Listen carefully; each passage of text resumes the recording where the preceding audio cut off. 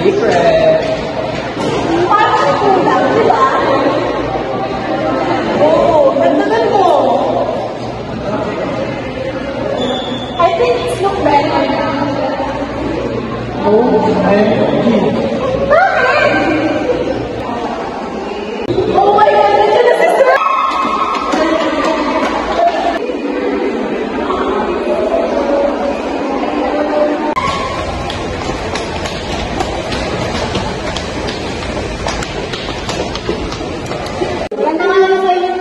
This is our professor, Prof. Arjun, na laging galit at laging may mga pinapagawang activity kahit hindi naman nagtuturo.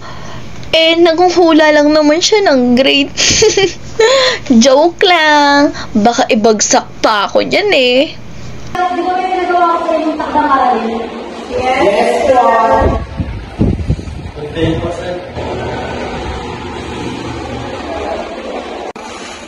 Dahil late ka, Christian, tayo. Ikaw magbasa ng unang takdang aralin.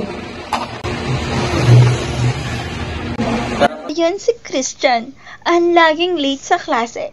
Sabi niya, traffic daw. Pero nagbabasketball lang naman yan. Pero wag ka, isa siyang playboy genius. Oo, tama kayo nang narinig.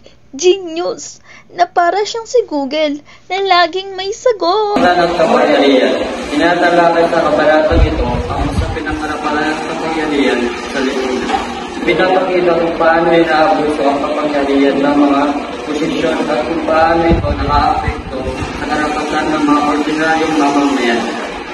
Binibigyan din ng kahalagahan ng paglaban para sa karapatan at paggamit sa kapangyarihan para sa kabutihan ng nakararami. It's me, ang certified makeup girly, na kahit walang tulog, of course, fresh pa rin. And syempre, I'm here para siguraduhin na ang aking sagot ay kasing flawless ng foundation ko.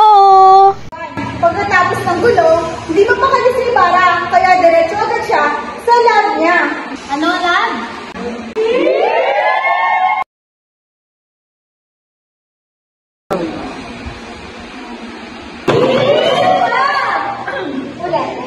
Bisita ni Elias, dumaan si Elias para sabihin may sakit si Maria Clara at aalis siya papuntang Batangas. Napigilan daw siya ng gulo kasi tinulungan siya ng dalawang guard na may utang na loob sa kanya. Ano pa, usap kay Lucas, papunta si Ibarra kay Kapitan Tiago. Nakasalubong niya si Lucas. Si Lucas, yun ang may kapatid na namatay sa construction. Kinukulit pa naman si Ibarra na magbayad daw sa nangyari. Dahil natawa din si Ibarra, hindi niya pinapansin si Lucas. Kaya yun, nagalit si Lucas. Kabanata 40. Naman si April, ang ating resident heartbreaker. Laging may bagong girlfriend. Parang kanta lang yan ni Taylor Swift. Laging may bagong love story. April, spill dati naman. Sino ang iyong current girlfriend ngayon? Sa kabanata nito, ipinakita ang buhay ng mag-asawang De Espadanya na kilala sa kanilang pagmamalabis at pagpapanggap. Itong mag-asawang ito ay ginamit ang kanilang katalinuhan sa pagpapanggap upang mapaniwala nila ang mga Kastila. Upang umangat ang kanilang pamumuhay. Nang makangat sila sa kahirapan, ay ginamit nila ito upang magmanipula at magmalit ng tao. Ayan naman si Mia, the always in another world. Guys, laging tulala. Ano kayang iniisip niya? Love life niya? Mia, ano na? Sa Kabanata 43 naman, nagsama-sama sina Kapitan Tiago, Kapitan Basilio at iba pang personalidad upang pag-usapan ang mga plano para sa pagdiriwang ng Pista San Diego. Inimungkahi ni Kapitan Tiago na magkaroon ng isang malaking pigi at isang dula. Si Ibarra na dumating ay nagpahayag ng kanyang suporta, ngunit nagbigay diin sa kahalagahan ng edukasyon. May mga nagbalak na gamitin ang pista para sa sariling interes, tulad ng pagpapabango sa mga private. Sa gitna ng mga plano, lumutang ang iba't ibang motibo at layunin ng bawat isa na nagpapakita ng mga tensyon sa lipunan. Ayan naman si Roland, Ronalyn. Ang mahilig magkalat ng chismis. Kung may award para sa Best in Chismosang Diva, of course, panalo na si Ronalyn. Pagsusuri ng buki, matapos ng mga pangyayari, napagtanto ni Simon na kanyang mga plano ay nagdulot lamang ng pagdurusa at kamatayan. Sa kanyang buki, naramdaman niya ang bigat ng kanyang mga kasalanan at ang mga walang saysay na paghiganti. Sa huli, tinatanggap niya ang mga kanyang kapalaran at napagpasya na harapin na ang kanyang mga pagkakamali. Huwag kayong maingay. Andyan si Bianca na may pagka-mysterious sa pagiging tahimik niya. Pero huwag kayong magpadala sa katahimikan niya, ha? Dahil ang utak niya ay parang isang supercomputer. Kabanata 45. Sa kabanata ito, ipinakita ang kalagahan ng mga taong inaapi at pinagmamalupitan dahil sa kanilang paniniwala at paglaban sa sistema. Sila ay biktima ng pag-aabuso ng mga nasa kapangyarihan na nagdulot ng kanilang pagdurusa at pagkawala ng pag-asa. Sa kabila nito, mayroon pa rin mga individual na handang tumulong at magbigay ng lakas ng mga inuusig, nagpapakita ng pag-asa sa gitna ng kanilang. Ayan naman si Eileen, ang official news reporter. Sila ang dynamic duo ni Ronalyn about sa chismis. Marami nang siniraan niyang mga yan. Sana hindi ako kasali doon. Kabanata 46. Ang sabungan sa San Diego. Sa San Diego, nagtipon ng mga tao sa sabungan. Meron o wala? Meron! Tama na yan! Tama na yan! Gwen, ituloy mo na. Naroon si Kapitan Pablo at iba pang mga personalidad. Nagkaroon ng mga pustahan at sigawan habang naglalaban ng mga manok. Ipinakita ang kultura ng sabong bilang bahagi ng buhay ng mga tao. Kabanata 47. Naman si Jenny, ang tipikal na estudyante na pumapasok para sa baon at para makita si Christian. Oo, para makita si Christian.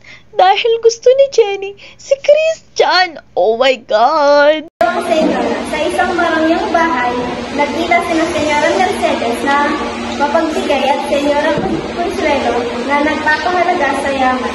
Nagkaiba sila sa pananaw, si Mercedes ay naniniwala sa pagtuloy habang si Consuelo sa yaman bilang susi sa kaligayahan. Sa huli, nagkaroon sila ng pag-unawa sa isa't isa. Nagpapakita ng magkaibang mukha ng nagtitipunan. Magaling! At kaya magaling sa panalo ni Smith. Kaya naman, bibigyan ko pa kayo ng mga bagay ng sabi ni Smith. Sir, wag na! Susunod. Nakalang kami ng susunod chapter 1 tapos. Nakawala na rin mga susunod. Kaya ang sabi ni Smith.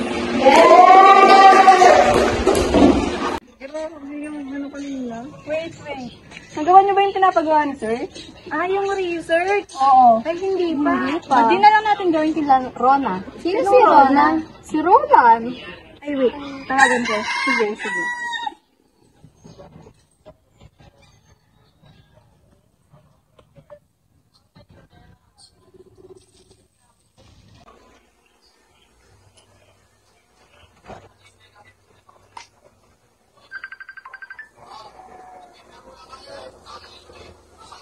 Hello? Pwede kung kami naman ba dyan? Yeah, go. Wait ko kayo dito.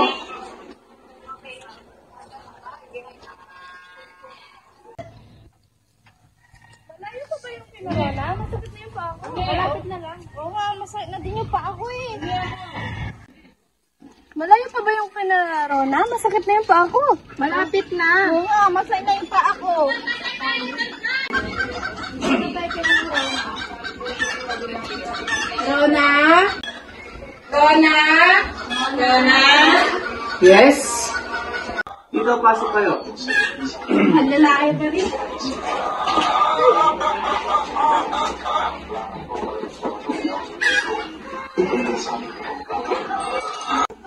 Anong gagawin natin?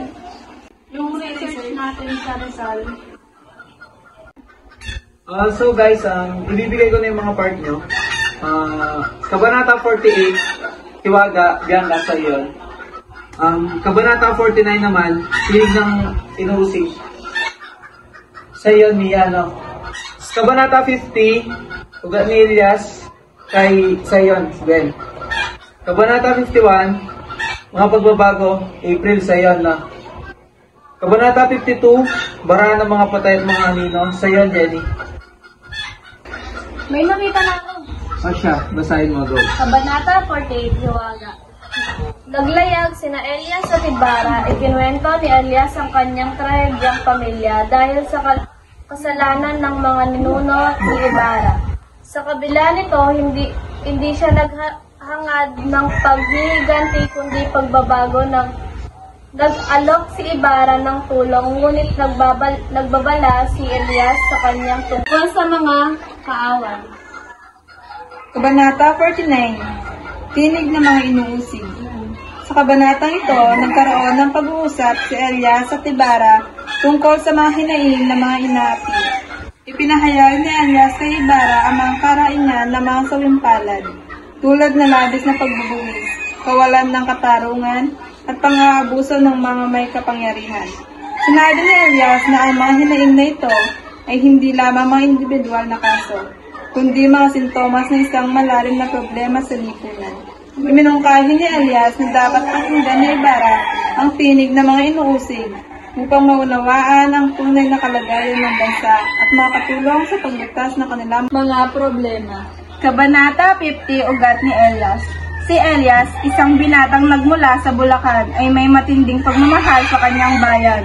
Sa kanyang paglalakbay, natuklasan niya ang mga kwento ng kanyang mga ninuno at ang mga pagsubok sa kanilang pinagdaanan. Ang kanyang puso ay puno ng pag-asa at determinasyon na maglingkod sa kanyang komunidad at itaguyod ang kanilang Kabanata 51, ang mga pagbabago. Nagkaroon ng malaking pagbabago sa buhay ni Ibarra matapos ang insidente sa picnic. Ipinatawag siya ng Kapitan General at pinayuhang maging tutora. Bumalik si Ibarra sa pagtatayo ng paaralan, ngunit may kakaiba sa kanyang kilos. Naging mas tahimik at napag-isip siya. Samantala, si Maria Clara ay nagkasakit dahil sa mga pangyayari. At sa pag-alis ni Ibarra, si Padre Salvi naman ay patuloy sa kanyang pagpanggap na may sakit. Ngunit lihim siyang nagpaplano laban kay Ibarra. Kabanata 52, Baraan ng mga patay buod. Si Tata Inong, isang bihasang sugarol, ay hinahanap ng mga dayuhan ng isang laro ng baraha. Ang hindi niya alam, ang baraha ay may kapangyarihang tumatay.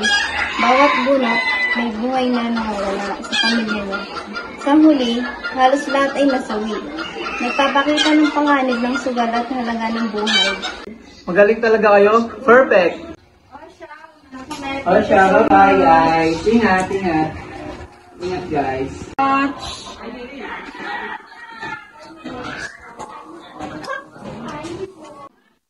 Bye bye guys.